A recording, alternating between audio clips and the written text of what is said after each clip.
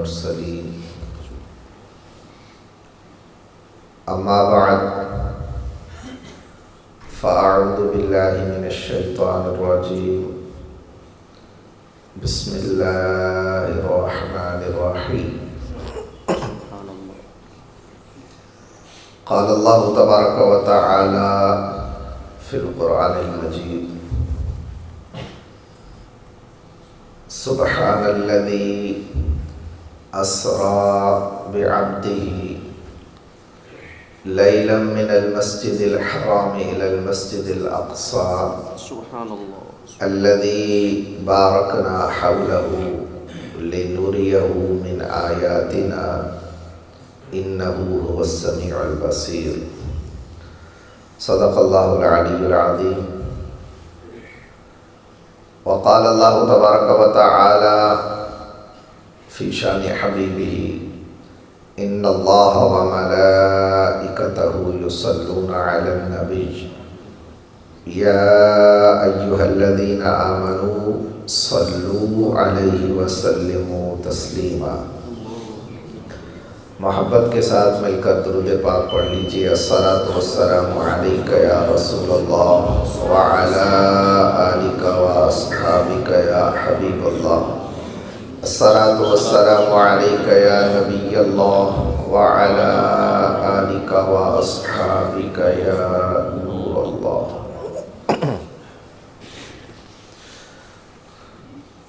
قرآن پاک کی جو آیت تلاوت کرنے کی سعادت حاصل ہوئی، یہ مشہور آیت ہے اور معراج کے بارے میں یہ نازل ہونے والی پہلی آیت ہے. سبحان اللہ. اس آیت میں صرف اس معراج کا ذکر ہے جو زمین پر ہوئی. جو زمین سے آگے آسمانوں پر لامقام میں جو کچھ ہوا اس کا تذکرہ اللہ نے سورہ نجم میں فرمایا. 27ویں پارے میں سورہ نجم میں اس کا ذکر ہے. یہاں پر اللہ تبارک و تعالی نے جب معراج کا واقعہ ذکر فرمایا تو پہلا جو لفظ ہے وہ ہے سبحان.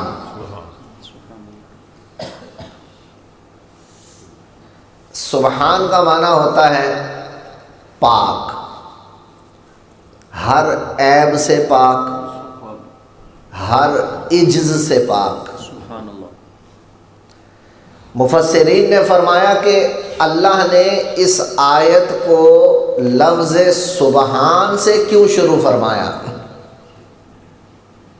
لفظ اللہ بھی ہو سکتا تھا، الرحمن بھی ہو سکتا تھا، مگر یہاں لفظ سبحان سے اس واقعے کو ذکر فرمایا کیونکہ جو آگے بات آنے والی ہے وہ ایسی ہے جو عام عقل میں نہیں آ سکتی.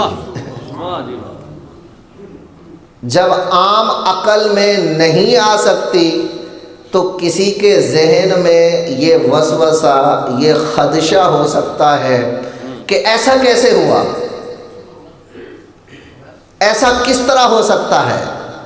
تو وہ وسوسہ، وہ خدشہ جو ذہن میں آیا اس کو اس لفظ سبحان سے دور کیا کہ لے جانے والی ذات وہ ہے جو عیب سے، عجز سے پاک ہے، جو ہر ممکن پر قدرت رکھتی ہے. لہٰذا یہ ذہن میں نہ آئے کہ ایک ہی رات کے تھوڑے سے حصے میں مسجد الحرام سے مسجد اقصیٰ تک کیسے چلے گئے جو مہینوں کی مسافت پر ہے. تو اس لیے پہلے ہی لفظ سے اس وسوسے کی کاٹ کر دی کہ یہ ذہن میں نہ آئے کہ ایسا کیسے ہو سکتا ہے. کیوں؟ کیونکہ یہ معجزہ کرانے والی ذات رب کی ذات ہے. سبحان اللہ. سبحان اللہ. جو عاجز نہیں ہے، جو ہر ممکن پر قادر ہے. پھر اس کے آگے اللہ تبارک و تعالی نے فرمایا الذی اسرا. سبحان اللہ. اسرا کا مطلب ہوتا ہے سیر کرانا، رات کو سیر کرانا، لے جانا. ایک ہوتا ہے جانا اور ایک ہوتا ہے لے جانا. لے جانے میں جو پروٹوکول ہے، جو عزت ہے، جو عظمت ہے، وہ خود جانے میں نہیں ہے. سبحان اللہ. جیسے کسی نے کہا نا کہ اپنا جانا اور ہے، ان کا بلانا اور ہے. واہ جی واہ. سبحان. ایک ہے خود جانا اور ایک ہے لے جانا. یہاں رب نے یہ نہیں فرمایا کہ حبیب میرے پاس حاضر ہوئے، بلکہ رب یہ فرما رہا ہے اسرا، رب نے سیر کرائی، رب لے گیا. جب لے جانا ہے تو پورے پروٹوکول کے ساتھ ہے کہ جبریل امین فرشتوں کی بارات لے کر آتے ہیں، سبحان اللہ. سبحان اللہ. حضور کی بارگاہ میں حاضر ہوتے ہیں. سبحان اللہ. امام اہل سنت فرماتے ہیں نا، خدا ہی دے صبر جان پرغم، دکھاؤں کیوں کر تجھے وہ عالم، سبحان اللہ. کہ ان کو جھرمٹ میں لے کے قدسی جنا کا دولہا بنا رہے. سبحان اللہ. خدا ہی دے صبر جان پرغم، دکھاؤں کیوں کر تجھے وہ عالم، جب ان کو جھرمٹ میں لے کے قدسی جنا کا دولہا بنا رہے. سبحان اللہ. یہ فرشتوں کا آنا، لے کے جانا، یہ وہی پروٹوکول ہے، یہ عزت ہے، یہ عظمت ہے. تجلی حق کا صحرا سر پر، سبحان اللہ. صلاۃ و تسلیم کی نچھاور، واہ جی. دو رویہ قدسی پرے جما کر کھڑے سلامی کے واسطے. سبحان اللہ. سبحان اللہ. یہ فرشتے تھے جو حضور علیہ الصلوۃ والسلام کی عزت اور عظمت کے لیے آپ کو لینے آئے. اسی لیے رب نے فرمایا اسرا، پاک ہے وہ ذات جس نے سیر کرائی، جو لے گیا. پھر آگے فرمایا بے عبدہ. بے عبدہ میں جو حرف با ہے سبحان اللہ. یہ مصاحبت کا ہے. مصاحبت کا مطلب ہوتا ہے رفیق، ساتھی، جس کا مطلب یہ ہوا کہ رب نے جب حضور کو سیر کرائی تو رب کی رحمت تب بھی ساتھ تھی جب مسجد الحرام سے چلے، مسجد اقصیٰ پہنچے تب بھی رحمت کا ساتھ تھا، سبحان اللہ. آسمانوں پر پہنچے تب بھی رحمت کا ساتھ تھا، قرب خاص میں نصیب ہوا تب بھی رحمت کا ساتھ تھا، واپس آئے تب بھی رحمت کا ساتھ تھا. سبحان اللہ. سبحان اللہ. بے عبدہ با مصاحبت کی فرمائی کہ رب کی رحمت ہر گھڑی ساتھ ساتھ تھی. اور پھر مفسرین فرماتے ہیں کہ یہاں حضور علیہ الصلوۃ والسلام کی بہت ساری صفات ہیں، رسول، نبی، خاتم النبیین، رحمت للعالمین، شفیع المذنبین، بہت ساری صفات ہیں، مگر یہاں پر اللہ نے عبد ارشاد فرمایا. سبحان اللہ. بندہ ہونا بھی حضور کی صفت ہے. یہاں لفظ عبد کیوں فرمایا گیا؟ فرمایا اس لیے کیونکہ عبد کا اطلاق روح مع الجسد پر ہوتا ہے، یعنی روح بھی اور جسم بھی جب دونوں چیزیں ہوں تو تب اس کو کہتے ہیں یہ بندہ ہے. تو یہاں عبد فرمایا یہ بتانے کے لیے کہ معراج صرف روحانی نہیں ہوئی بلکہ جسمانی بھی تھی. جسم بھی گیا عرش اولا سے اوپر، صرف روحانی معراج نہیں تھی، صرف خواب والی معراج نہیں تھی، بلکہ یہ وہ معراج تھی جس میں حضور اپنے جسم کے ساتھ تشریف لے گئے۔ اور پھر فرمایا عبد ارشاد فرمانا اس لیے بھی ہے کہ اللہ نے اس عبد کی نسبت اپنی طرف کی، اسرا بعبدہ، اللہ اپنے بندے کو لے گیا، اپنے بندے کو لے گیا، سیر کرائی۔ بندے تو ہم بھی اللہ کے ہیں، بندے تو ہم بھی اللہ کے ہیں، مگر ہمیں رب نے نہیں فرمایا کہ یہ میرا بندہ ہے۔ دعویٰ ہے ہمارا کہ ہم اللہ کے بندے ہیں، لیکن وہاں پر رب فرما رہا ہے کہ یہ میرا بندہ ہے۔ ہم کہیں، ہم دعویٰ کریں یہ الگ چیز ہے، مگر جب رب کی طرف آئے یہ الگ چیز ہے۔ ہم دعویٰ کرتے ہیں اللہ کے بندے ہیں، مگر ہمارے اعمال درہم و دینار کے بندے ہمیں بتاتے ہیں کہ ہم اللہ کے بندے نہیں ہیں، ہم درہم و دینار کے بندے ہیں، ہم پیسوں کے بندے ہیں، ہم منصب کے بندے ہیں، ہم عزت کے بندے ہیں۔ جہاں ہم نے عزت دیکھی، جہاں ہم نے منصب دیکھا، جہاں ہم نے پیسے دیکھے، وہاں لٹو ہو گئے، وہاں اس کے بندے بن گئے کہ ٹھیک ہے میرا روزگار لگا ہوا ہے، میری روزی روٹی لگی ہوئی ہے، میں کیوں برا کہوں، میں کیوں برائی کو برا کہوں، میرا تو روزگار ہے۔ برائی کے اڈے بعض اوقات چلانے والے وہاں پر جا کے سجدہ شکر کرتے ہیں کہ میرا روزگار لگا ہوا ہے، میری روزی روٹی لگی ہوئی ہے، اس لیے میں تو سجدہ شکر کروں گا برائی پر۔ تو یہ پھر اللہ کے بندے نہ ہوئے، یہ پھر اپنے رزق کے، اپنی روزی روٹی کے بندے ہوئے۔ تو یہاں فرمایا گیا کہ یہ حبیب درہم و دینار کے بندے نہیں ہیں، بلکہ یہ حبیب اللہ کے بندے ہیں۔ سبحان اللہ۔ اسرا بعبدہ، پھر آگے فرمایا لیلاً، رات کے تھوڑے سے حصے میں، مختصر رات کے حصے میں۔ لیلاً میں جو تنوین ہے، جو دو زبر ہے، یہ تنوین تقلیل کی ہے۔ تقلیل کا مطلب کسی چیز کے تھوڑے حصے کو بیان کرنا، تو لیلاً کا مطلب ہوگا کہ اللہ نے اپنے بندے کو سیر کرائی مسجد الحرام سے مسجد اقصیٰ تک رات کے تھوڑے سے حصے میں، رات کے تھوڑے سے حصے میں۔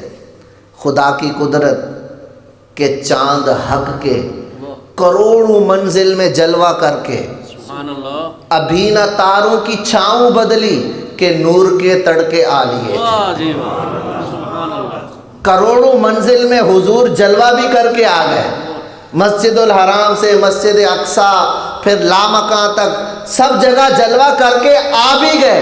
ابھی نہ تاروں کی چھاؤں بدلی کہ نور کے تڑکے آ لیے۔ اللہ اکبر۔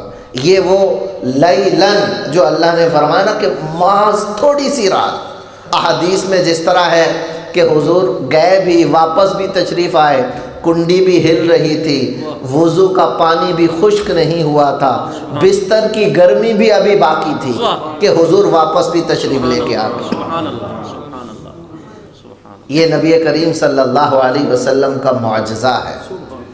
پھر علماء فرماتے ہیں کہ یہ معراج رات کو کیوں کروائی گئی، دن میں کیوں نہیں ہوئی؟ اس کی بھی حکمت علماء نے بیان فرمائی ہے۔ پہلی بات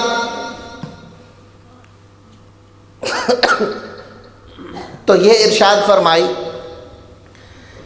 کہ رات میں اس لیے معراج کرائی گئی کیونکہ عرف میں محب کا محبوب کے لیے جو خاص وقت ہوتا ہے وہ رات میں ہوتا ہے۔ کیا بات، ہمارے عرف میں بھی دیکھیں، محب کا محبوب کے لیے جو خاص وقت ہے وہ رات کا وقت ہوتا ہے۔ تو اس لیے رب نے اپنے محبوب کو بھی معراج رات میں کروائی کہ یہ خصوصی انعام تھا نبی کریم صلی اللہ علیہ وسلم کے لیے، یہ خصوصی عظمت تھی جو رب تبارک و تعالی نے آپ کو عطا فرمائی۔ اور پھر دوسری بات ارشاد فرمایا کہ رات میں معراج اس لیے کروائی گئی، دن میں ہوتی تو سب کے سامنے ہوتا، پھر امتحان نہیں ہو سکتا تھا، پھر صدیق کیسے بنتے، پھر ابو جہل کیسے رہتا۔ یہ امتحان تھا، ایمان بالغیب کامل طور پر اس کا امتحان تبھی تھا کہ یہ معراج رات میں کروائی جاتی۔ اسی لیے تو جب حضور علیہ الصلوۃ والسلام نے آ کے بتایا کہ میں رات میں مسجد الحرام سے مسجد اقصیٰ تک گیا اور پھر لامکان تک گیا، میں نے اپنے رب کا دیدار کیا، تو ابو جہل کہنے لگا کہ کیا آپ یہ بات پوری قوم کے سامنے بھی بتائیں گے جو ابھی آپ کہہ رہے ہیں؟ فرمایا ہاں۔ ابو جہل نے اپنی قوم کو بلا لیا اور کہنے لگا کہ اب بتاؤ سب کے سامنے۔ حضور نے فرمایا میں رات مسجد الحرام سے مسجد اقصیٰ تک گیا اور پھر آسمانوں کی سیر کی، پھر رب کا دیدار کیا۔ مطعم بن عدی ایک شخص تھا، کہنے لگا کہ آج سے پہلے جتنی باتیں آپ نے کی تھیں میں اس پہ ایمان رکھتا تھا، لیکن یہ بات میری سمجھ میں نہیں آ رہی، ہم اپنے اونٹوں کو بھگاتے ہوئے لے کے جاتے ہیں، پھر بھی 1 مہینہ لگتا ہے بیت المقدس جانے تک، اور آپ فرما رہے ہیں کہ میں رات کے تھوڑے سے حصے میں گیا بھی واپس بھی آ گیا۔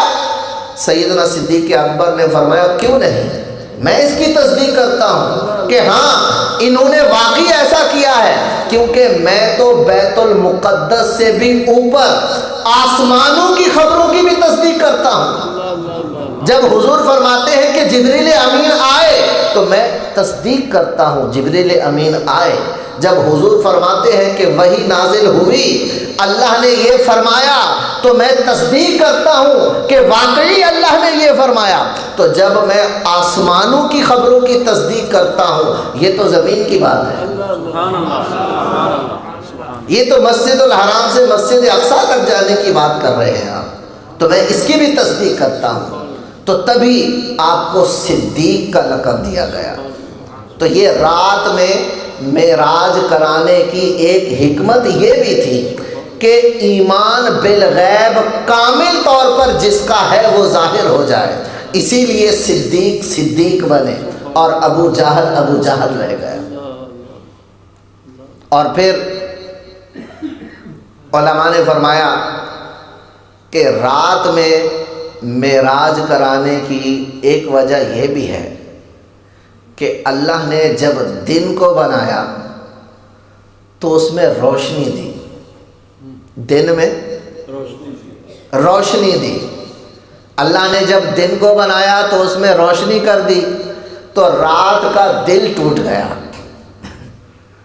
کہ دن روشنی والا ہے اور میں تاریکی والی ہوں۔ تو اللہ نے رات کو حضور کی معراج کرا کے رات کو بھی روشن کر دیا، رات کو بھی روشن کر دیا۔ وہ امام اہل سنت فرماتے ہیں نا، وہ چھوٹ پڑتی تھی ان کے رخ کی کہ عرش تک چاندنی تھی چھٹکی، وہ رات کیا جگمگا رہی تھی، جگہ جگہ نصب آئینے تھے۔ اللہ اکبر۔ اتار کر ان کے رخ کا صدقہ وہ نور کا بٹ رہا تھا باڑا، کہ چاند سورج مچل مچل کر جبی کی خیرات مانگتے تھے. سبحان اللہ سبحان اللہ. اعلیٰ حضرت نے تو چاند کو بھی مشورہ دے دیا، چاند کو بھی مشورہ دے دیا. ستم کیا کیسی مت کٹی تھی، کمر وہ خاک ان کی راہ گزر کی اٹھا نہ لایا کہ ملتے ملتے یہ دیکھتا داغ سب مٹے تھے. سبحان اللہ سبحان اللہ. اعلیٰ حضرت چاند کو فرما رہے ہیں چاند اس رات تیری مت ماری گئی تھی، کہاں تھا تو؟ ستم کیا تو نے اپنے اوپر ظلم کیا ہے. ستم کیا کیسی مت کٹی تھی، کمر وہ خاک ان کی راہ گزر کی. اے چاند تم ان کے راستے کی خاک اگر اٹھا لاتے اور اپنے اوپر ملتے رہتے تو یہ تیرے داغ تو دور ہو جاتے. ستم کیا کیسی مت کٹی تھی، کمر وہ خاک ان کی راہ گزر کی اٹھا نہ لایا کہ ملتے ملتے یہ دیکھتا داغ سب مٹے تھے. یہ رات کو اللہ نے معراج کرا کے روشن کر دیا. تو جب رات کو اللہ نے معراج کرائی تو رات بھی خوش ہو گئی کہ دن میں اگر روشنی ہے تو کیا ہوا، میرے وقت میں تو حضور علیہ الصلوۃ والسلام معراج پر گئے، مجھے اس طرح روشنی ملی. اللہ اکبر. پھر اللہ تبارک و تعالی نے جب نبی کریم صلی اللہ علیہ وآلہ وسلم کو معراج کرائی تو راستے میں بہت ساری ایسی چیزیں، بہت سارے ایسے عجائبات واقع ہوئے جس کے بارے میں اللہ نے فرمایا لِنُرِيَهُ مِنْ آیاتنا. ہم نے یہ معراج کیوں کرائی؟ تاکہ ہم اپنے حبیب کو اپنی نشانیاں دکھا دیں. نشانیاں اللہ نے ابراہیم علیہ السلام کو بھی دکھائیں، لیکن وہاں پر یہ نہیں فرمایا اپنی نشانیاں، وہاں پر فرمایا نُری ابراہیم ملکوت السماوات والارض. ہم نے ابراہیم کو زمین و آسمان کی نشانیاں دکھائیں، زمین و آسمان میں عجائبات دکھائے. یہاں یہ نہیں فرمایا زمین و آسمان کے، یہاں فرمایا اپنی نشانیاں دکھائیں. لِنُرِيَهُ مِنْ آیاتنا، ہم انہیں اپنی نشانیاں دکھائیں.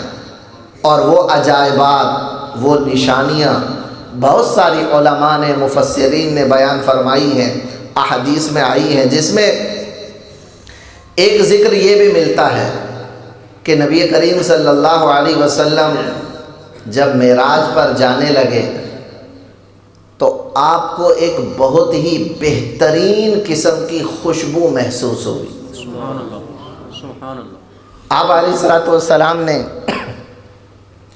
جبریل امین علیہ الصلوۃ والسلام سے استفسار فرمایا کہ یہ خوشبو کس چیز کی ہے؟ تو جبریل امین علیہ الصلوۃ والسلام نے عرض کی یا رسول اللہ صلی اللہ علیہ وسلم، یہ خوشبو فرعون کی بیٹی کو کنگھی کرنے والی عورت اور اس کی اولاد کی ہے. فرعون کی بیٹی کو کنگھی کرنے والی عورت اور اس کی اولاد کی ہے.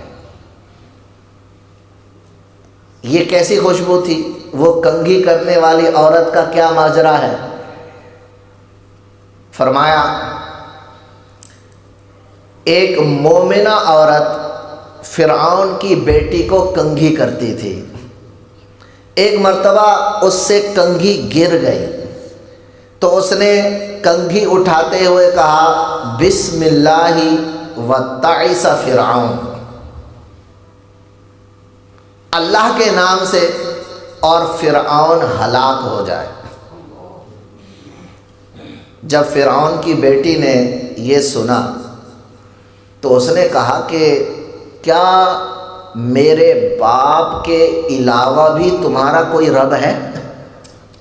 فرعون کہتا تھا کہ میں رب العالمین ہوں، مجھے اپنا رب مانو. تو سب کا فرعونی جو تھے ان کا یہی عقیدہ تھا کہ فرعون رب ہے، اور یہ کہہ رہی ہیں بسم اللہ، اللہ کے نام سے شروع۔ تو اس کی بیٹی پوچھنے لگی کیا فرعون کے علاوہ بھی تمہارا کوئی رب ہے؟ کہنے لگی ہاں، الہی و الہکم اللہ، میرا رب اور تم سب کا رب اللہ ہے۔ سبحان اللہ۔ اب فرعون کی بیٹی کہنے لگی کہ کیا میں بتاؤں اپنے باپ کو کہ تم ہمارے گھر میں کام کرتی ہو اور تم عقیدہ یہ رکھتی ہو کہ فرعون رب نہیں ہے، بتاؤں اپنے باپ کو؟ کہنے لگی بتا دے، بتا دے۔ اب فرعون کی بیٹی اپنے باپ کے پاس گئی اور ماجرا بتایا۔ فرعون نے ان کو بلایا۔ ان کے 3 بیٹے تھے، 2 بڑے بیٹے تھے، ایک شیر خوار بیٹا تھا، دودھ پیتا بچہ تھا، اور شوہر تھا۔ یہ سارے مومن تھے مگر ایمان کو چھپا کے رکھا ہوا تھا۔ اب فرعون نے ان سب کو بلایا اور پھسلانے لگا، بہلانے لگا کہ تم مجھ پہ ایمان لے آؤ، اپنا ایمان چھوڑ دو، میں یہ کر دوں گا، وہ کر دوں گا، سولی پہ لٹکا دوں گا۔ یہ کہنے لگے تم نے جو کرنا ہے کر لو، جو تمہارے جی میں آتا ہے کر لو، ہمارا رب اللہ ہی ہے۔ اب فرعون نے کیا کیا؟ بڑا سا ایک برتن منگوایا، اس میں تیل گرم کیا اور ایک بیٹے کو پکڑ کے اس میں ڈال دیا، مگر ایمان ہلا نہیں سکا۔ پھر دوسرے بیٹے کو پکڑ کے ڈال دیا۔ یہ سارے دیکھتے رہے، ماں بھی دیکھتی رہی، باپ بھی دیکھتا رہا، مگر ایمان پر ثابت قدم رہے۔ پھر شیر خوار بچے کو جدا کر کے جب ڈالنے لگے تو عورت چلائی، ماں تھی، شیر خوار بچہ تھا۔ اللہ نے شیر خوار بچے کو زبان عطا فرمائی۔ سبحان اللہ۔ شیر خوار بچے نے کہا اے ماں حق سے پھرنا مت، سبحان اللہ۔ غفلت میں نہ آنا، تم حق پر ہو لہذا ثابت قدم رہنا۔ اس شیر خوار بچے کو بھی ڈال دیا گیا اور پھر اس سب خاندان کو جلا دیا گیا۔ تو جبریل امین علیہ السلام عرض کرتے ہیں یا رسول اللہ یہ خوشبو اس عورت اور اس کی اولاد کی ہے۔ سبحان اللہ، سبحان اللہ، سبحان اللہ۔ دنیا میں 4 بچے ایسے ہوئے ہیں جنہوں نے دودھ پیتی عمر میں اتنا فصیح و بلیغ کلام کیا۔ ایک یہ بچہ جس کا ابھی تذکرہ ہوا، دوسرا حضرت یوسف علیہ السلام کی پاکی کی گواہی دینے والا بچہ، تیسرا ابن جریج کی پاکی گواہی دینے والا بچہ، اور چوتھے حضرت عیسیٰ علیہ السلام جنہوں نے پنگھوڑے میں کلام کیا کہ میں اللہ کا بندہ ہوں۔ تو یوں نبی کریم صلی اللہ علیہ وسلم یہ وہ لوگ ہیں۔ پھر ایک اور منظر ملاحظہ فرمایا، دیکھا کہ کچھ لوگ ایسے ہیں جن کے ہونٹ اور زبانیں کینچیوں سے کاٹی جا رہی ہیں، کینچیوں سے ہونٹ کو کاٹا جا رہا ہے، زبانوں کو کاٹا جا رہا ہے۔ حضور نے فرمایا جبرائیل یہ کون لوگ ہیں؟ عرض کی یا رسول اللہ صلی اللہ علیہ وسلم یہ وہ لوگ ہیں جو اپنی زبان سے فتنہ پھیلاتے ہیں۔ فتنہ سویا ہوا ہوتا ہے، اپنی زبان سے، اپنے بیان سے، اپنے واعظ سے، اپنے خطاب سے یا اپنی باتوں سے جو فتنہ پھیلاتے ہیں، ان کا عذاب یہ ہے کہ کل بروز قیامت ان کے ہونٹوں کو کینچیوں سے کاٹا جائے گا۔ اسی لیے نبی کریم صلی اللہ علیہ وسلم نے فرمایا کہ فتنہ سویا ہوا ہوتا ہے، اس کو جگانے والے پر اللہ کی لعنت ہو۔ جو فتنے پیدا کرتے ہیں، ادھر کی بات ادھر، ادھر کی بات ادھر. تمہیں پتہ چلا تمہارے بارے میں وہ ایسا کہہ رہا تھا، اچھا ایسا کہہ رہا تھا، میں نے تو ایسا کیا ہی نہیں ہے. پھر اس کو جا کے کہیں گے اس نے پتہ کیا کہا، اس نے تمہارے بارے میں ایسا ایسا کہا. دونوں طرف آگ لگا دی، پھر سائڈ پہ بیٹھ کے تماشا دیکھتے. یہ فتنہ ہے، اور ایسے لوگوں کا عذاب یہ بیان کیا گیا. حضور علیہ الصلوۃ والسلام جب واپس تشریف لا رہے تھے تو حضور علیہ الصلوۃ والسلام نے ملاحظہ فرمایا کہ عرب کے قافلے یہ واپس جا رہے ہیں. ایک جگہ ملاحظہ فرمایا کہ ایک سرخ رنگ کا اونٹ ہے، اس کی ٹانگ ٹوٹ گئی ہے. ایک جگہ ملاحظہ فرمایا کہ کچھ لوگوں کی اونٹنی گم ہو گئی ہے اور وہ اونٹنی کو تلاش کر رہے ہیں. ایک جگہ ملاحظہ فرمایا کہ ایک پیالے میں پانی رکھا ہے، حضور کو پیاس محسوس ہوئی تو آپ نے وہ پانی پی لیا. جب واپس تشریف لائے تو اب کافر کفار پوچھنے لگے کہ اگر آپ مسجد اقصیٰ گئے ہیں، بیت المقدس گئے ہیں، کیونکہ آگے کی خبروں پہ تو وہ ویسے ہی ایمان نہیں رکھتے تھے. یہ زمین کا جو راستہ تھا مسجد الحرام سے مسجد اقصیٰ، سارے سوالات اسی کے بارے میں تھے کہ اگر آپ گئے ہیں تو آپ بتائیں کہ مسجد اقصیٰ کے مینار کتنے ہیں، مسجد اقصیٰ کے ستون کتنے ہیں، دروازے کتنے ہیں. اب حضور علیہ الصلوۃ والسلام نے مسجد اقصیٰ جا کے دروازے تو نہیں گنے تھے، ستون تو نہیں گنے تھے. اب حضور علیہ الصلوۃ والسلام کو کچھ بے چینی محسوس ہوئی تو رب نے مسجد اقصیٰ کو وہیں پر لا کے رکھ دیا. ادھر کافر پوچھتے دروازے کتنے ہیں، ادھر حضور گن کے بتا دیتے کہ اتنے دروازے ہیں. سبحان اللہ. ادھر پوچھتے کہ ستون کتنے ہیں، حضور گن کے بتا دیتے کہ اتنے ستون ہیں. اب جو کچھ لوگ گئے ہوئے تھے انہوں نے کہا کہ بات تو ان کی درست ہے، دروازے تو اتنے ہی ہیں، ستون تو اتنے ہی ہیں. تو جن کو اللہ نے صدیق بنانا تھا وہ صدیق بن گئے، مگر جو ابو جہل رہنا تھا وہ کہنے لگے کہ یہ تو جادوگر ہے. پھر کچھ لوگوں نے یہ بھی سوال کیے کہ اچھا آپ اگر بیت المقدس گئے تھے تو اس طرف تو ہمارے قافلے، تجارتی قافلے بھی گئے ہوئے ہیں، آپ کی ان سے ملاقات ہوئی؟ تجارتی قافلے بھی گئے ہوئے ہیں. حضور نے فرمایا ہاں میری ملاقات ہو گئی. میں نے ایک قافلے کو دیکھا، جب میرا براق تیز رفتاری سے اس کے قریب سے گزرا نا تو اونٹ بدکا اور ایسا گرا کہ اس کی ٹانگ ٹوٹ گئی. اور وہ سرخ رنگ کی اونٹنی ہے، سرخ رنگ کی اونٹنی ہے. دوسرے قافلے کے پاس سے گزرا، مجھے پیاس لگی ہوئی تھی، ایک پیالہ پانی کا رکھا ہوا تھا، میں نے پی لیا. تیسرے قافلے کے پاس سے گزرا، وہ تو ابھی قریب ہی ہے اور وہ چند دن میں آ جائے گا. پوچھا کتنے دن میں؟ حضور نے فرمایا بدھ والے دن آئے گا، بدھ والے دن وہ قافلہ یہاں پہنچے گا. اب یہ انتظار کرنے لگے کہ بدھ کا دن آئے تو پتہ چلے. حضور علیہ الصلوۃ والسلام بھی انتظار فرما رہے ہیں. بدھ کا دن آ گیا، سورج غروب ہونے کے قریب ہو گیا، مگر قافلے کو دیر ہو گئی. رب نے سورج کو روک دیا. حبسہ کے الفاظ ہیں کہ سورج کو روک دیا گیا کہ میرے محبوب کی بات جھوٹی نہیں ہونی. بدھ کے دن قافلے نے آنا ہے. قافلہ مکہ پہنچا تو بدھ کا سورج غروب ہوا. سبحان اللہ. تمہارے منہ سے جو نکلی سبحان اللہ. وہ بات ہو کے رہی.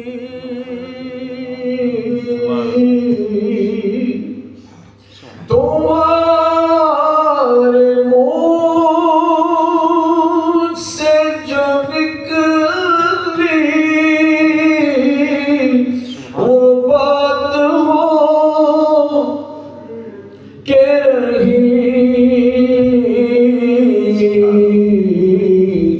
جو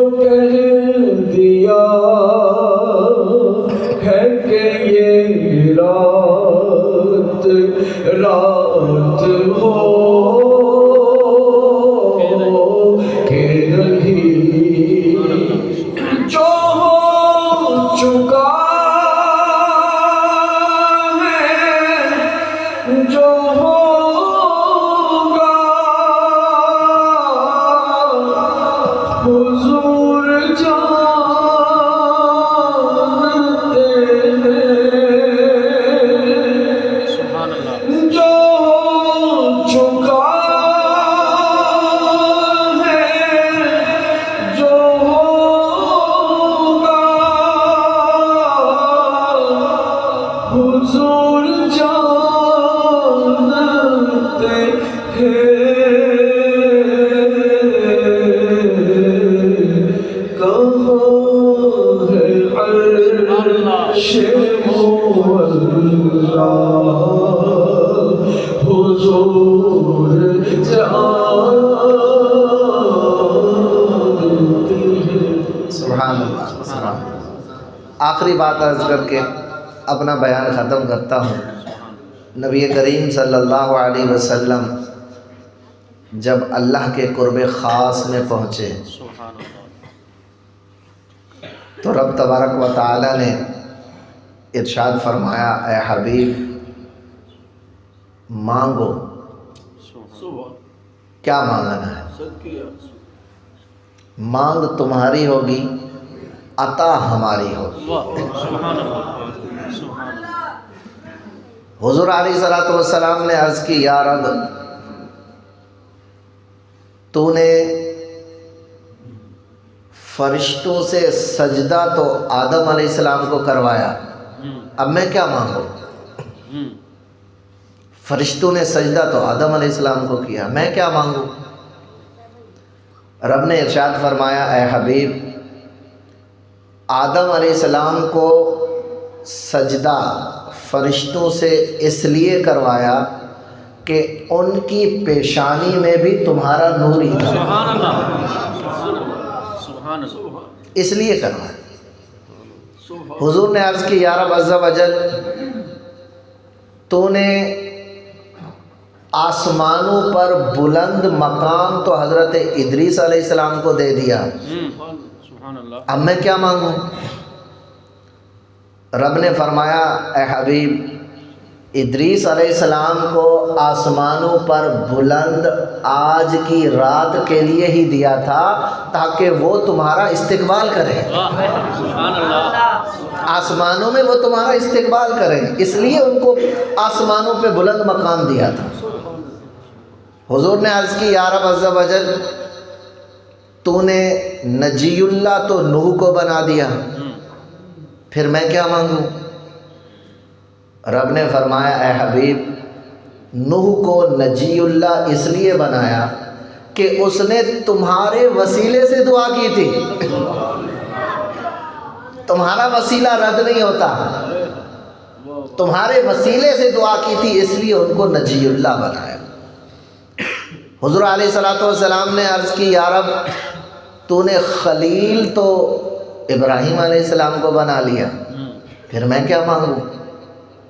رب نے فرمایا، حبیب ان کو خلیل بنایا ہے تو تمہیں حبیب بنایا ہے، سبحان اللہ اور ان کو خلیل بھی اس لیے بنایا ہے کہ ان کی پیشانی میں بھی تمہارا نور ہی تھا۔ سبحان اللہ پھر حضور علیہ السلام نے عرض کی، یا رب عز و جل تو موسیٰ علیہ السلام کو اپنے کلام سے مشرف فرماتا ہے، کلیم اللہ تو نے موسیٰ علیہ السلام کو بنا لیا، پھر میں کیا مانگوں؟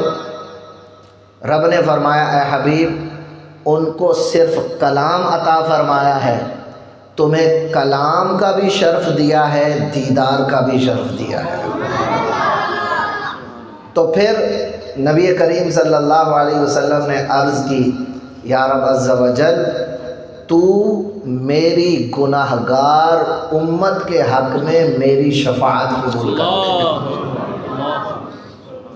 ایسے قرب خاص میں جب رب فرما رہا ہے کہ مانگو، کیا مانگتے ہو؟ مانگ تمہاری ہوگی، عطا ہماری ہوگی، وہاں حضور نے اپنے لیے نہیں مانگا، وہاں حضور نے مانگا تو یہ مانگا کہ یا رب میری گناہگار امت کے حق میں میری شفاعت قبول کر۔ اللہ اکبر۔ رب نے فرمایا کہ جو کلمہ پڑھتا ہوا انتقال کرے گا وہ جنت میں جائے گا، تمہاری شفاعت قبول کی جائے گی۔ اللہ اکبر۔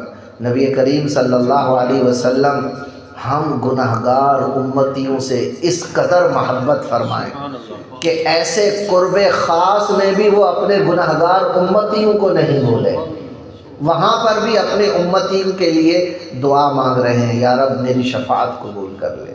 تو ہم امتی ہو کر اپنے حبیب صلی اللہ علیہ وسلم کے فرمان پر عمل کر کے اگر ہم نماز کی بھی پابندی کر لینا، جو نبی کریم صلی اللہ علیہ وسلم معراج کی رات ہمارے لیے تحفہ لائے، نماز جو فرض ہے جس کا سب سے پہلے حساب کتاب لیا جائے گا، تو یہ بھی ہماری زندگی میں برکتیں لائے گی۔ اللہ پاک ہمیں نبی کریم صلی اللہ علیہ وسلم کی سچی محبت نصیب فرمائے۔ اللہ پاک آپ علیہ الصلوۃ والسلام کی معراج کے صدقے ہم سب کی بلا حساب مغفرت فرمائے۔ آمین بجاہ نبی الامین صلی اللہ تعالی علیہ وسلم۔